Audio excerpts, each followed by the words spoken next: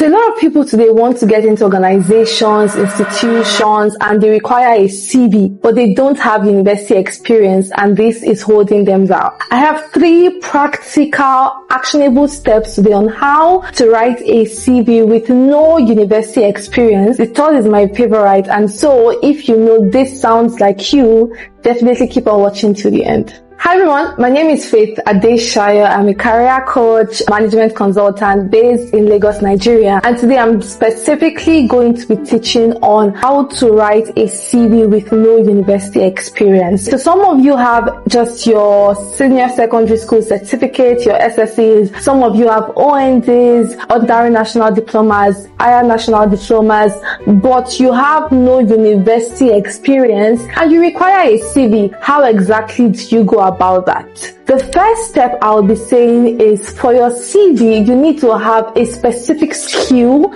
a specific training, a specific thing you want to sell yourself on. Now, the typical CV format, and I made a video on how to write a CV with 0 work experience. I'll try to link it on the screen. The typical format you would approach it is you start with your education experience and then you go into a work experience. But given that you yourself, you have no formal education or university experience, how exactly do you go? So your CV format, first of all, should start with your profile, which is basically your name, your address, and your email address, your contact information.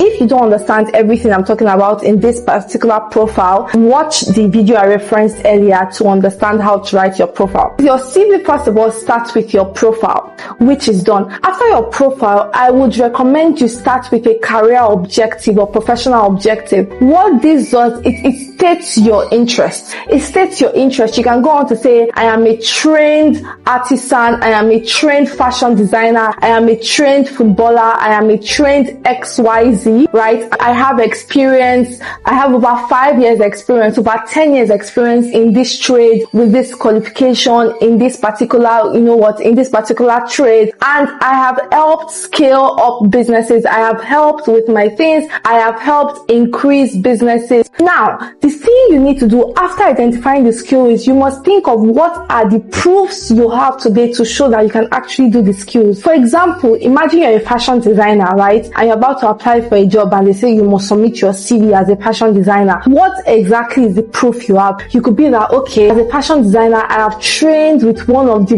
most prominent fashion designers in Nigeria. It could be Picky James, it could be Prudential Fashion. What exactly do you have? Even if you don't have all of these big names, okay, you could think of it as a fashion designer. I'm well versed with pattern cutting, I'm well versed with beading, I'm well versed with embroidery, I'm well versed with this. But what are the proofs you know or you have today that shows that you're really good at that skill? That's the second thing you need to do. So number one thing, if you want to write a CV and you have no university experience, you need to identify the skill that you're trying to sell yourself with in this CV, and you need to identify what are your proofs. What are the proofs to show to anybody reading your CV that you are very good at this skill? For example, imagine you're a trader and you really learned under Cosmas Maduka, under the Kostaris group, right? So you need to think of it. What are the proofs for this skill that you are selling yourself? That's the first point. So the second thing you need to think of is, think of your CV as a portfolio rather than a conventional CV. In the previous video I made, so in your conventional CV, you start out with your profile, then you move to your educational section, then you move to your work experience, then you move to the leadership experience, and then you end with your skills, awards, certificates. That's your conventional CV. You, without a university experience, think of your CV as a portfolio instead. So start out with your profile. I'll try to link on the screen an example of a profile. It's your name, it's your email address, it's your contact address. That's your profile. From your profile, you want to go to a quick career summary of yourself. You have over 5 years experience with trading. You have over 6 years experience with fashion designing. You have over 10 years experience with photography, and you know certain technical skills. So remember, the first point is what? about identifying the skill you want to sell and knowing your proof points. In the second point now, what I'm talking about in your career summary, you want to bring in some elements of the skills and the proof. I have over 5 years experience in pattern drafting, in fashion designing, knowing these specific skills, knowing skills in embroidery, knowing skills in beading, knowing skills in cutting for a fashion designer, right? So you want to have a clear 5-sentence career summary page. What this does is it immediately tells the person looking at the CV the value you are bringing to the table. That's your second section. Now the third section is your work experience, which you want to call out in detail, right? This is where you want to call out everything you've done in detail. Now, for your CV, like I said, approach it as a portfolio and not a conventional CV. People don't think of, oh, okay, this person did not go to university and so I'm not going to hire. They see immediately that you have the length of experience, you know what you are talking about, and you've served a broad range of people. And so think of it, you don't have university experience, but you do have work experience. And like I always say, my mantra is work experience is not paid experience. Work experience is not paid experience. So think of it, where exactly have you practiced this skill you are trying to sell yourself in? Think of it, for example, have you worked in 5 organizations, in 10 organizations, in 2 organizations? In fact, you want to arrange them by descending order. What do I mean by descending order? You want to start with the organization you currently work with today. A practical example is you're a fashion designer and you've worked with 5 fashion designers before. You want to start out with the fashion designer you currently work with today. And so you say head pattern drafting. For example, if that's your role, head pattern drafting, ABC Fashion Institute, right? And you put the years beside it, worked between 2020 to 2025. That's where you currently work. Once you have the name of the organization, your role, and the years in which you worked with, you want to go ahead to list 2 to 3 bullet points of what you have done in the organization. The framework for this is number 1, start out with what you did. I led a team of 5. I helped design a new sketch. I helped developed a new client engagement framework. And I'm using all these big words, but really think of it. Imagine you're a tailor, you're a fashion designer. Previously, your boss used to use paper and pen to take measurements. Okay, what's your bust? 2. What's your height?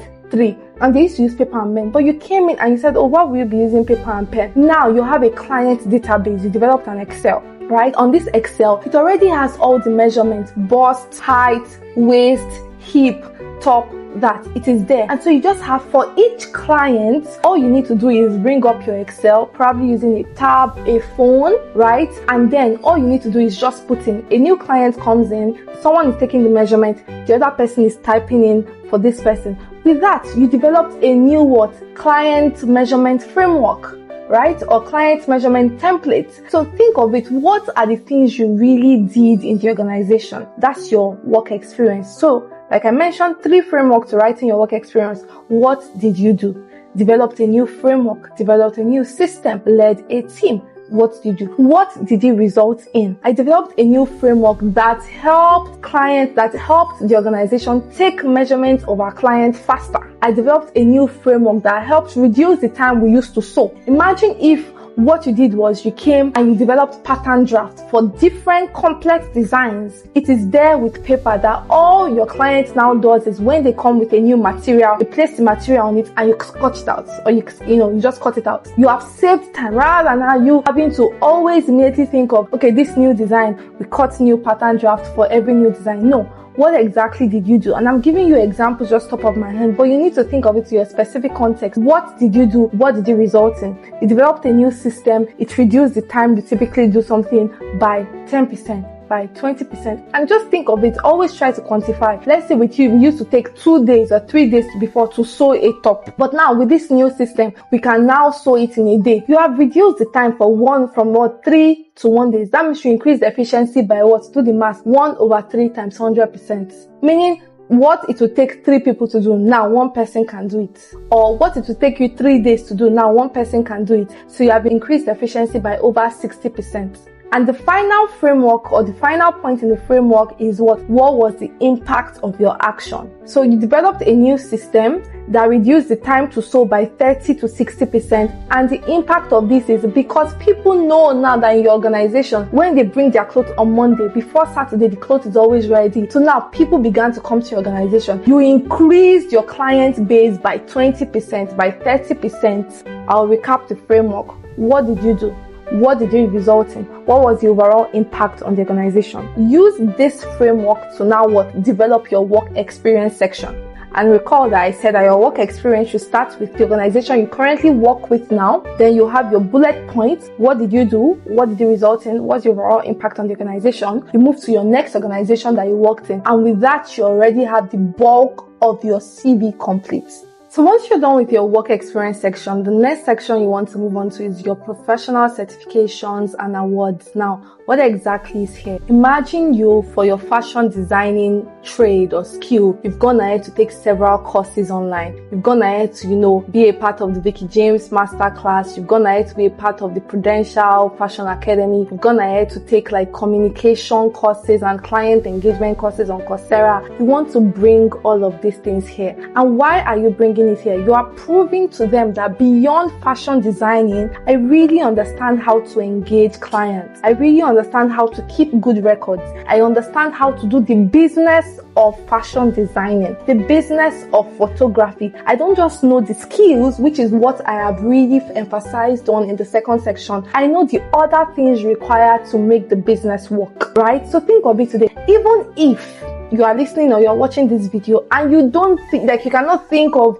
any certificate, any certification, any trainings, anything you have done to really prove that you are really good at this thing, you can start doing it now. There are several courses on Coursera, there are several courses on Udemy, there are several courses on YouTube, there are several courses, things you can take to really add to this thing, because at the end of the day, you want to show that you are an expert and you're a professional in this topic. So think of it today. Think of maybe fashion designing, since that's the example we've been looking at. Can you take a course on the business of fashion designing, engaging clients in fashion designing, going a step further in fashion designing, so that whoever it is you're submitting this CV to is very impressed that you not only know how to sew, you know how to run a fashion design business. You not only run how to sew, you know how to engage and communicate with your clients well, right? And most of these courses, either you get them for free online or you pay for it, right? But they go a step further to show that you are just better than the average person that knows the skill. You are professional, you are packaged yourself well, and I promise you this will make you stand out. Now, the final section in your CV is where you can now bring in interest, you can bring in skills, you can bring in other things. For example, if I was a fashion designer, interest could be, I really enjoy watching YouTube videos, in brackets specifically. You can even name the fashion designers you watch on YouTube. I watch how to sew. I watch this, and this. Imagine you're a video editor. I really enjoy watching YouTube videos. In brackets, you can put all the YouTube video editors you watch online, right? So you can bring in things outside of work, outside of your particular skill, but in a way it is still related to the skill you are talking about. It could be you could even say, I have a YouTube channel, for example, where I teach people how to sew, how to do fashion designing, how to, edit video. For me, for example, if I was, writing a CV that's really related to my coaching, in my skills, in my interest, I can put YouTube. I have a YouTube channel where I teach over 700 of you how to, build a career, get a job, and things like that, right? So you want to think of what are your other skills or what are your other interests that are still relating to your job. I promise you that if you take my step-by-step process from the profile up onto the skills or interest section, you have minimum of one-page CV that you can use to get the job of your dreams, even if you think you have no university experience. Now, the third and final section I have, or recommendation I have for you in today's video, is there are certain things that would make your CV stand out, regardless of what you are putting it or not, regardless of the content. And there are things around your formatting. How exactly are you formatting your CV? For example, you want to use professional colors. It's either the text is blue or black. You don't go ahead to use orange or green or yellow, no matter how designing you want your CV to look like. Number 2 is you want to make sure that you're not using abbreviations in your CV. You're not using things around LOL, or you're not using things around, just using HBU. Like, things, abbreviations don't go into your CV. It's still a professional CV at the end of the day. I made a detailed CV, a video.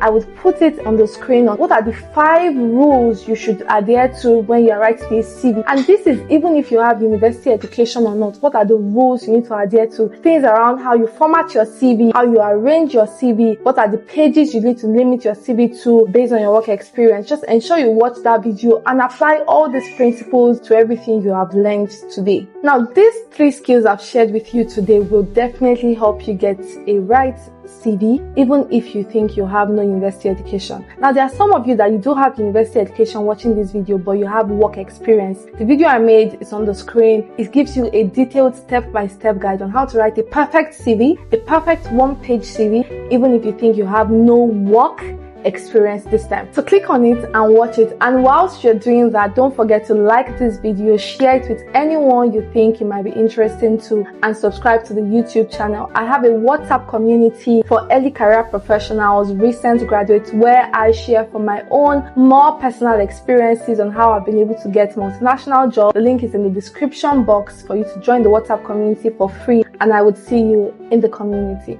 Bye everyone.